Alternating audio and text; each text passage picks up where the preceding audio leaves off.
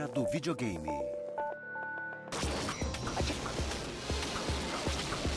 Depois de milhões de pessoas no mundo inteiro terem acompanhado a jornada heróica de Luke Skywalker em Guerra nas Estrelas, a indústria de videogame percebeu que talvez também precisasse de um herói. Mas a falta de poder de processamento dos chips limitava os projetos de games. Se já era difícil desenvolver o visual de um personagem, imagine uma história.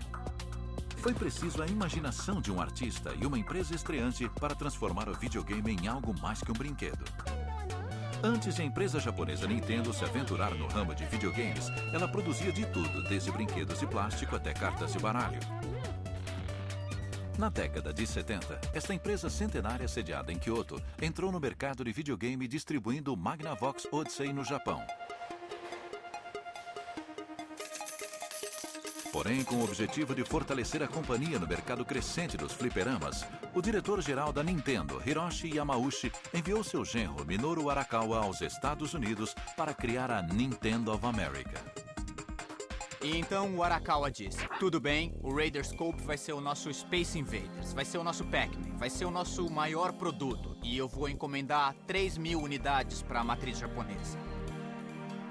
Antes de trazer os 3.000 fliperamas, a máquina de testes que foi implantada em um bar dos Estados Unidos chamado The Spot Tavern, em Seattle, começou a ganhar cada vez menos dinheiro. Ele pensou: essa não, vou ficar com 3.000 fliperamas do Radarscope encalhados, sem uso.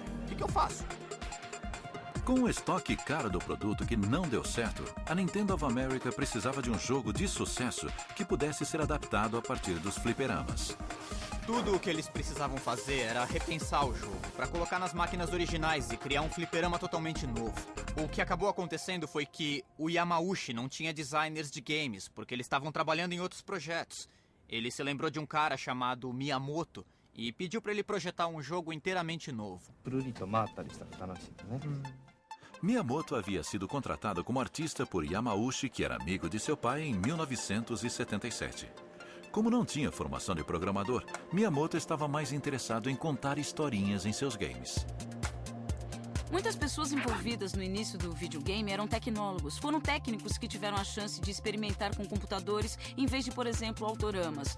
Mas o Miyamoto era um artista. Ele queria ser titereiro, queria trabalhar com algum tipo de arte. Shigeru Miyamoto teve a ideia de um game que era divertido de se jogar. Ele estava tentando recriar aquela sensação de encanto, de maravilha, de empolgação que ele tinha quando era criança, explorando o mundo. Ele também se inspirou no anime e no mangá, por isso seus personagens tinham características tipicamente japonesas. Os animes, quadrinhos e mangás japoneses eram muito diferentes do gosto norte-americano e europeu. O povo japonês cresceu em um ambiente em que muitos personagens infantis e encantadores eram vistos. E já se passaram 40 anos. O mangá e o anime influenciaram muitos japoneses. São um dos nossos componentes culturais mais fortes. Eu acho que o nosso desejo por esse tipo de entretenimento, como videogames e mangá, e a nossa tendência à imaturidade, de alguma forma estão embutidos dentro da gente. É um tipo de coisa que o nosso povo deseja naturalmente. Queremos crescer como crianças, ter alguém para cuidar de nós, e não queremos morrer. Acho que talvez esse seja o nosso maior desejo na vida. A procura por uma liberdade infantil e, de certa forma, inconsciente pode ser a razão que levou essa cultura a prosperar no Japão.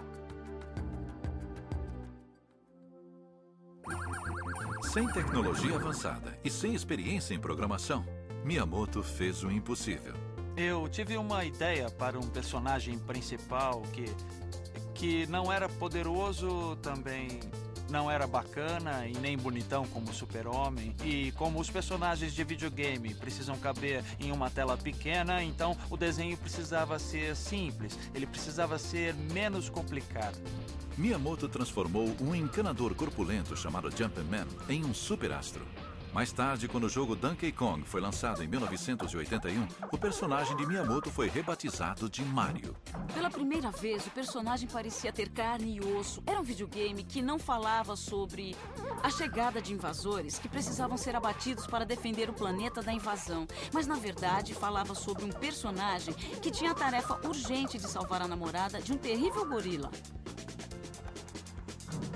Se Se você analisar a maioria dos games norte-americanos da década de 70, percebe que dificilmente havia um personagem central, havia um quadradinho, e você tinha que imaginar que aquele pontinho piscando era uma raquete de tênis, ou um homem, ou então um barco, um carro. A mídia era muito limitada, era difícil desenhar um personagem que fosse distinguível. Como o Mario tinha que ter um tamanho limitado, ele tinha um nariz bem grande, porque é fácil reconhecer um nariz grande no rosto de alguém. O Mario usava bigode porque não havia pixels suficientes para desenhar uma boca debaixo daquele nariz. Ele usava chapéu porque era difícil desenhar cabelo em um fliperama antigo como aquele.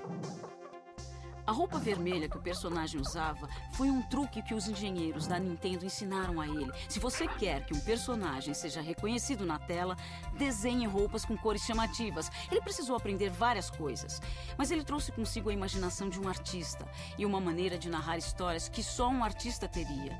Isso foi uma coisa muito importante para a indústria, principalmente naquela época. Quando criamos o Mario, éramos uma equipe de apenas 3 pessoas. Éramos eu, o programador e o designer. A gente fez os desenhos dos personagens em folhas de papel quadriculado para ver como eles se moviam. Quando o Mario corria e se virava de repente, a gente ouvia um som de escorregão, como se ele estivesse brecando. Miyamoto também transformou uma meia dúzia de bips computadorizados em uma trilha sonora inconfundível que tornava o Donkey Kong um jogo animado e divertido. A Nintendo conseguiu seu primeiro sucesso. Logo, Mario se tornaria mais famoso do que o Mickey. Miyamoto transformou pixels animados em Mario, um herói comum. Ele não apenas salvou a princesa, mas também ajudou a salvar o negócio do videogame doméstico. It's a whole new playing field for the nation's Nintendo-holics. Era consenso nos Estados Unidos que o videogame doméstico havia morrido, que a febre do console já havia acabado. As empresas acreditavam que o futuro estava nos microcomputadores. A Atari estava convencida. A empresa tirou os consoles 2600 e 7800 do mercado e passou a dedicar todos os seus recursos na fabricação dos PCs. Já que os consoles de videogame como o Atari 2600 estavam fora do mercado, a tendência era projetar games para o ramo emergente dos microcomputadores. No entanto, a indústria não estava morrendo. Os games só precisavam melhorar. A Nintendo procurou ressuscitar o produto sob a forma de brinquedo. O público-alvo eram as crianças e a família delas. A Nintendo criou seu próprio console de videogame para uso doméstico e o lançou no Japão com o nome de Famicom. O Nintendo originalmente foi chamado de Famicom, significava para família. Quando estava para ser comercializado nos Estados Unidos, perceberam que não podiam chamar de Famicom, porque as famílias não jogavam juntas.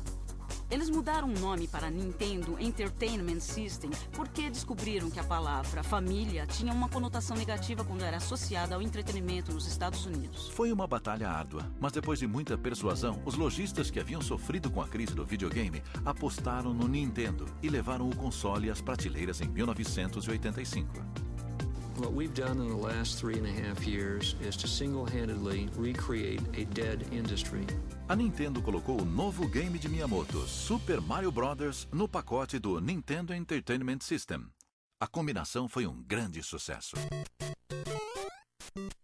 O jogo Super Mario Bros. Resgatou o personagem do Donkey Kong, que ganhou um irmão e um objetivo real. Você começava do lado esquerdo de uma fase e sabia que o final da fase estaria no lado direito da tela e assim ia jogando sempre adiante. O mundo inteiro se revelava conforme o jogador avançava. E como em qualquer narrativa, sempre havia a chance de resgatar a princesa no final. O fato é que a Nintendo, com o trabalho de Shigeru Miyamoto no Super Mario Bros., o game que vinha junto com o console da Nintendo, deu um novo fôlego à indústria.